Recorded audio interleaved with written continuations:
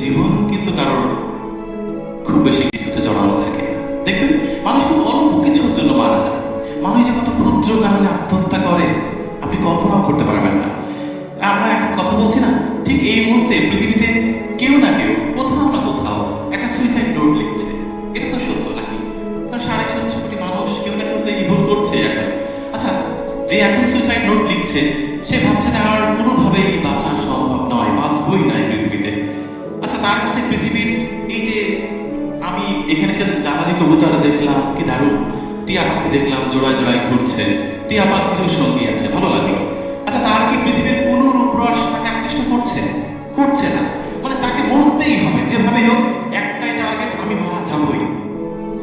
আচ্ছা দেখেন, এই যে সিদ্ধান্তে পৌঁছে যাওয়া, ভালো করে খুঁজলে দেখুন সে এত ক্ষুদ্র কারণে মরার সিদ্ধান্ত নিয়েছে যা কোনো কারণই নেই, এবং চাইলে তিনি বেঁচে থাকতে পারতেন। এই যে অপেক্ষা করেন উনি, মানে ওনার জীবন তো এরকম না যে শুধুই ঝড়ের তার সীমাবদ্ধতা আছে, সময় আছে। দেখেন উনি যদি একদিনও বেশি বাঁচতেন তাহলে কিন্তু আত্মহত্যা করতেন না। কারণ আমাদের প্রকৃতি হচ্ছে পরতে পরতে সমাধান দিয়ে রেখেছে।